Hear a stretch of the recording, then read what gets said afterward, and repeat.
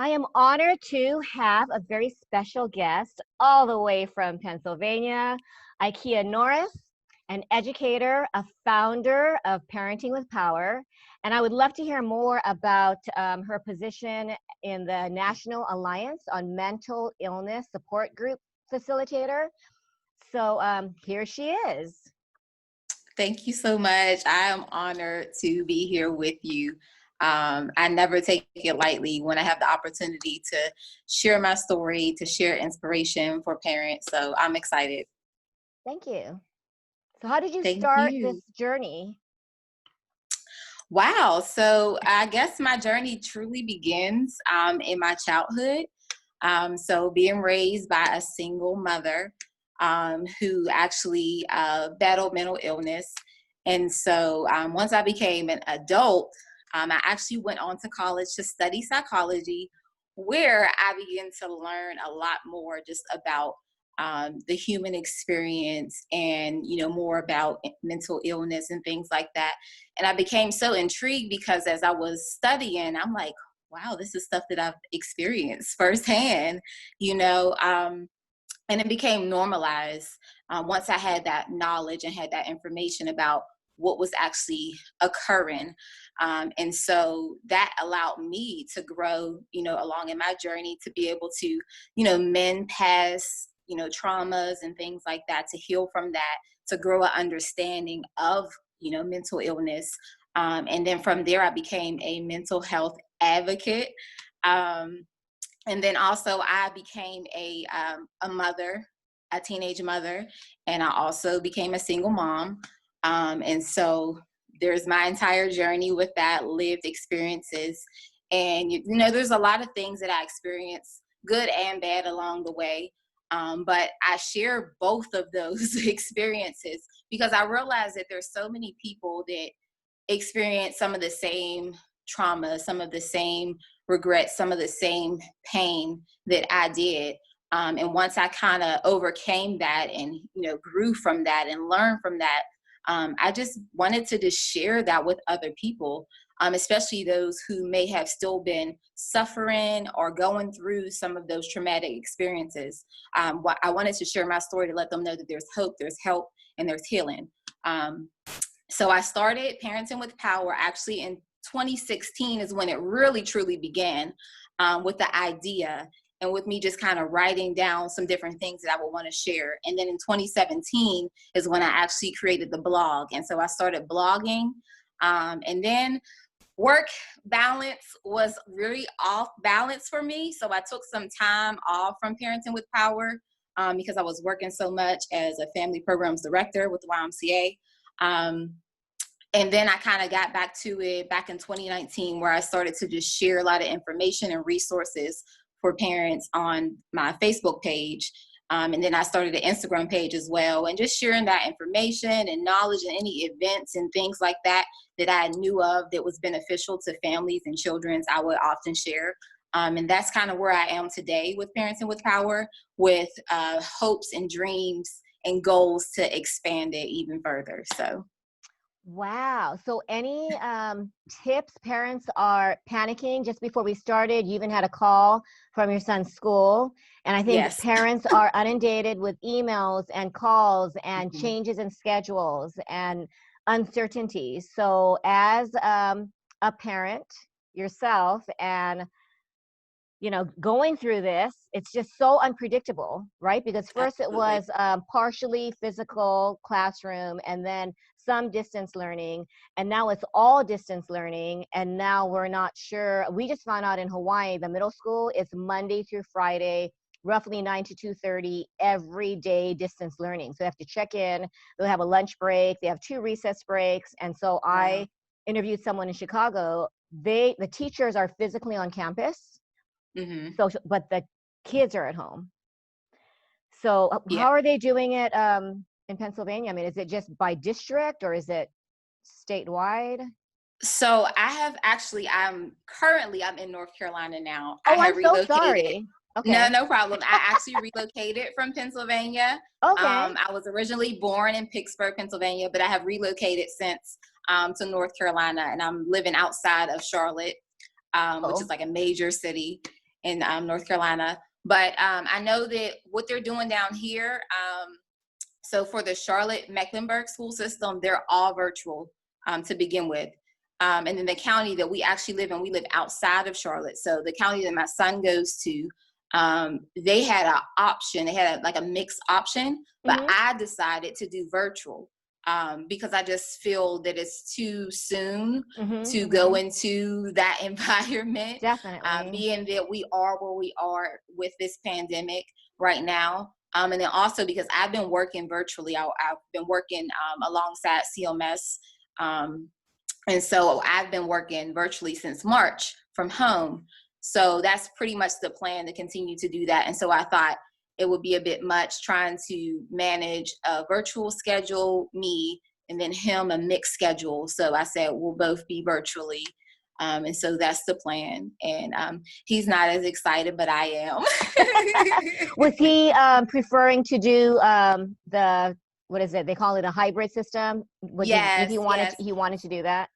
Yes, he wanted to go in, and his reason was he wanted to see his friends. And Exactly. I'm like, I get that. I understand that, but you have FaceTime. You can see your friends on FaceTime. Exactly. You have Instagram, you have like everything that, even with video games, right? They can do that virtually. And so I think, the mom that I talked to yesterday, they just want to have that physical, like, I want to be eating lunch with you. I want to be, but like you said, parents are, some of them are for it, but I think the majority of us are scared because we are not ready. Hawaii's numbers have increased. We had like over 300 in a day. So now we are just really taking it easy and not taking it seriously too. So what do you, how as a parent are you communicating with your son and just dealing with all of this uncertainty? So first off, self-care has been a lifesaver. Yes. So I've been more intentional about practicing self-care. I will be honest and just tell you that before the pandemic, I was definitely a workaholic. And I would just work. There was no end to my work. Like, for example, you go into the office and you work your shift 9 to 5. Okay, once you leave work, that's it. But since we were virtual, it was so hard to set that boundary. And so I could easily be on my laptop for 12 hours nonstop, just working. And, there was also a bit of a perfectionist in me. I have to be honest as well. So that's another thing. I was always trying to perfect, the lessons and things and whatever that it was that I was sharing with the kids. So I was just overworking myself and really not taking the best care of myself. And so then once the school year had ended, this past school year, and me having the summer free, I spent more time really, taking care of myself, really doing the things that I've enjoyed, getting outdoors a lot. I walk a lot, and really tapping back into the things that I enjoy, such as dance. So I've been just, making sure that that's first and foremost, because I realized that when I'm not taking care of myself well, then I can't take care of anyone else well. Exactly. And I've been there before where, like I said, as a workaholic, I've been there before where I was getting sick, like you had shared about your daughter's experience. I was there before, would be at the office vomiting and feeling lightheaded and all of those things. And sometimes, occasionally, I had to take off work because of that sickness. And I would be on my couch over a garbage can all weekend, going through that because I wasn't taking the time to take the best care of myself. I'm working, not taking time to eat a lunch or anything like that, and so from that experience, I learned your self-care has to be priority. And I had to also accept that it's okay. It's not selfish. That's one thing that I think I've fought about in my own mind, because I was brought up in an environment where it was like, you put yourself first. And then especially as a mother, you put others first. You put your children first, excuse me. Exactly. And so, that was always in my mindset, that take care of other people first, take care of work first, take care of, church first, whatever it is. and put yourself last because that's being selfless. Yeah, but you got to take care of yourself first Uh-huh. so that you can take care of everything else. So I would say that's definitely one of the biggest lessons I've learned, and something I've been intentional about. Like I said, taking care of myself first. And then as far as communicating with my son, we have a relationship where we are 100% open and honest about just about everything. Nothing's off limits. And I've kind of established that at his, younger years, about me just being honest with him about everything that was going on, not sugarcoating anything. And, I guess we built that trust. So now that we can have those open communication with each other. And so, I just talk to him, ask him questions, listen to his perspective. I check in with him often to see how he's feeling, what he's thinking. And that's how we've been just kind of thriving through this pandemic. Wow. Well, I think what's hard is the parents who have not built that safe environment where kids do feel comfortable sharing. What do you ever think it's too late, or what do you tell, like, especially with parenting with power, how do you empower, your children when you yourself maybe have done, I mean, I think I had a late start. I think the past 7 months, Chelsea, my youngest, the one that threw up, blossomed during the pandemic. But I think after I started practicing what I was learning, all Mhm. of a sudden, and letting go, I thought it was too late, but it's never too late. But how do you, and I'm sure you have parents, right, who have been years and years of controlling and doing what they think is right? Mhm. Do the harsh discipline. Right. I mean, I was taking, you have to take her cell phone away. Well, she's throwing up, but I was thinking, I'm going to just teach her perseverance. I'm going to teach her. And then you realize it's not, parenting yesterday does not work, right? The way that we did it. So what's an Absolutely not. transition to where you slowly, let go without the fear? Because it's scary, even letting your child go to, can you imagine when we go back and it's maybe just once a week? It's going to be Right. very difficult for parents to, right? How do you start trusting? So I will say that I believe it is never too late. Um, and I go off of my own live experience, for example. I mentioned to you that I grew up in a single parent household. So obviously my father was not there, but we established a relationship in my adulthood.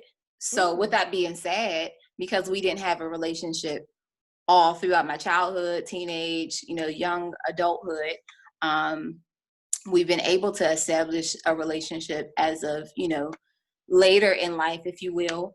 And it was never too late for that. It just have to start with taking those baby steps and mm-hmm. putting forth the effort.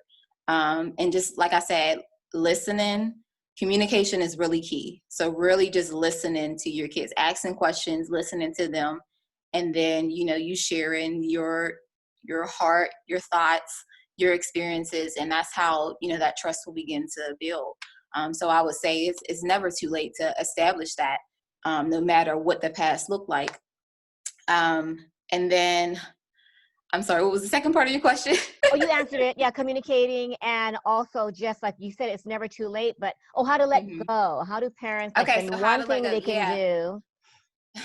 So though it sounds simple, it definitely is hard. One, because we get established in habits, so things that we've done continually, habitually. But you can also establish new habits, and that's one thing that I often preach. So once you try to find something new, and again, asking your kids, especially teenagers, kids in general are very honest, but teenagers will be honest as well and tell Yes, you hate it, love it, like it, whatever. exactly, So exactly. just asking them, how can, literally I would ask the question, how can I establish trust with you, or how can I do XYZ, whatever. Asking those questions, listening to them, and then being committed to making that the change necessary. And you'll find it, the more that you do it, you'll find it easier and easier to let go. I'll be honest, I know for a fact I was a smother. I raised my son alone, like I said. And so I always was overprotective. I was definitely overcompensating for the lack, of a father. And so I had a lot of things that it was smothering, really. It's the only way that I can put it. And so when he became like his tween years is when, he started to want his independence and things like Mm-hmm. that. And I fought against it a lot because it's like, that's my job, like I still want Exactly, to do that. exactly. I still want to be hands on. I still want to call the shots, and whatever. But I started to just listen to him and hear how that wasn't his style. That wasn't, I wasn't speaking his love language. I wasn't speaking his language in general. What I thought I was doing was best was not what he was receiving it as best. And so the more that I listened, the more that I begin to slowly but surely let go.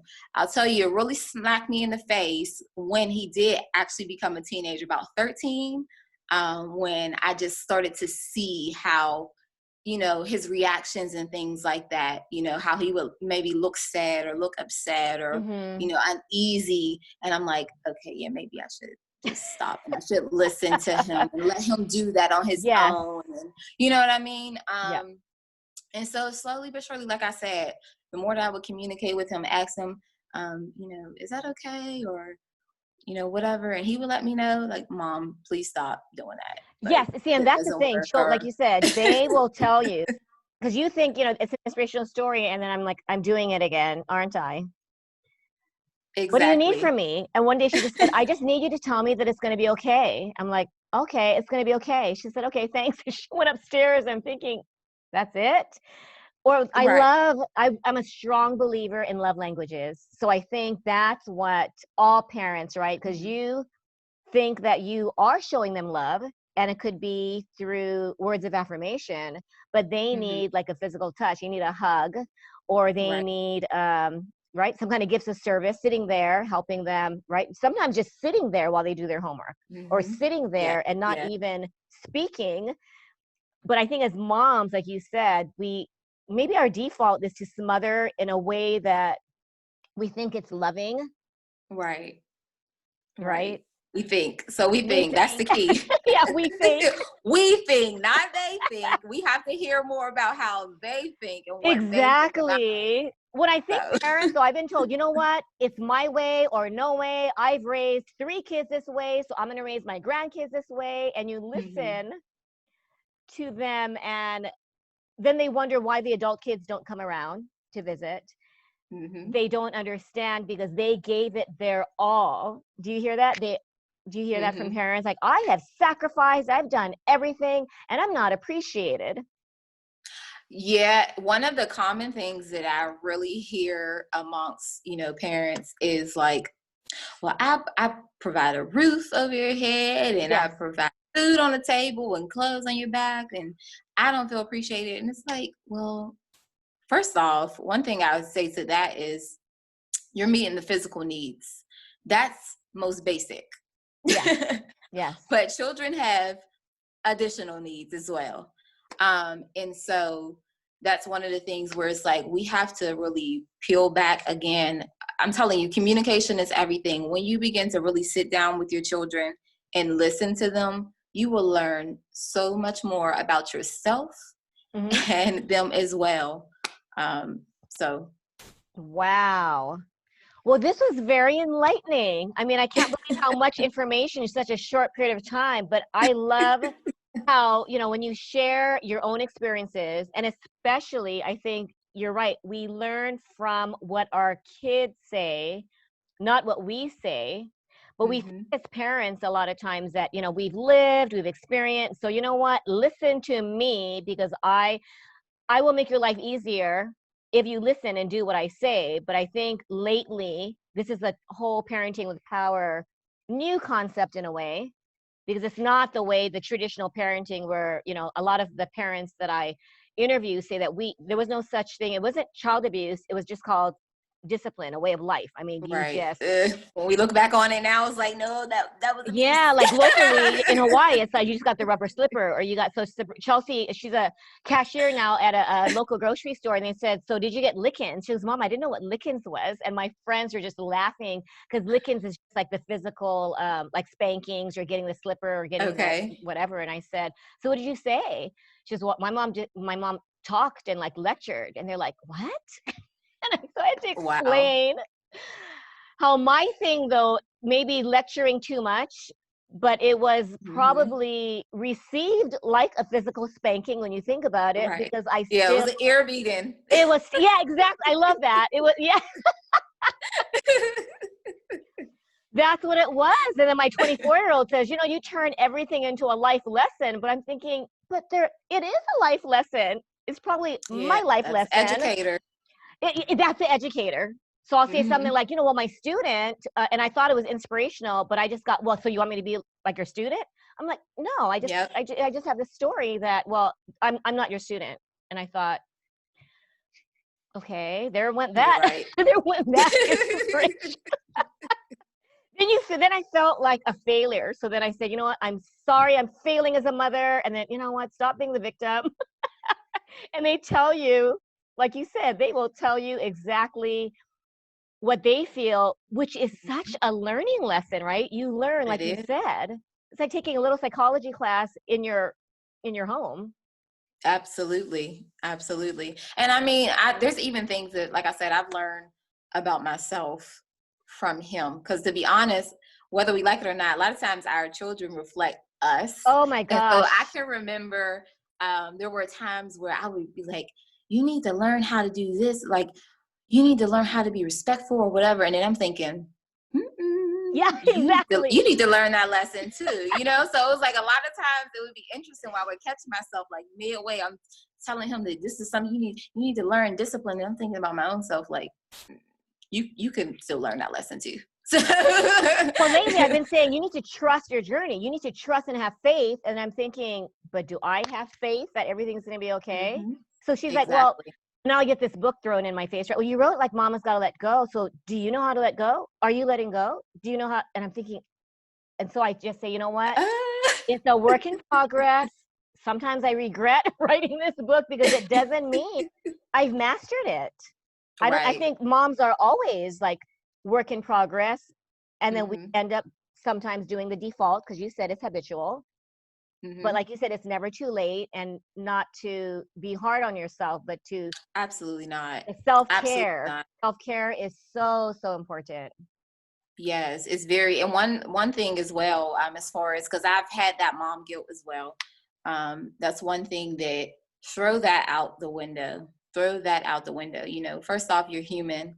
So anytime we experience any of those feelings of I wasn't enough or I didn't do enough or whatever. That's kind of human, but you don't want to ever stay there. That's something I've had to learn. It's okay to think it, to feel it in the moment, to feel that little bit of disappointment or that little bit of regret or whatever, but do not stay there. You keep it moving because you're human. And every day you have an opportunity to make an effort to do better or to try better or to do something different each day. So never, never let that linger in your mind, because then it will become that guilt, and that guilt will become doubt and fear, and it's grow bigger and bigger.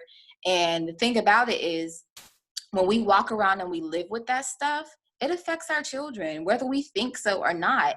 Completely it completely directly will manifest itself in them as well. So you'll be thinking that, oh, I'm hiding it well.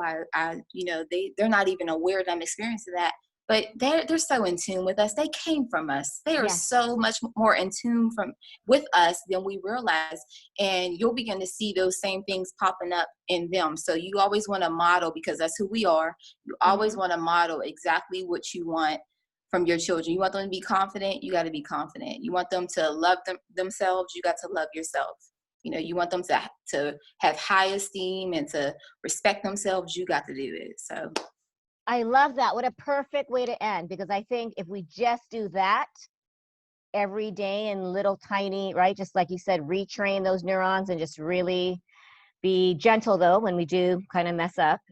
We're yeah, human, and yeah. just, I love it. I knew you were the perfect mom to Oh, interview I'm because learning still.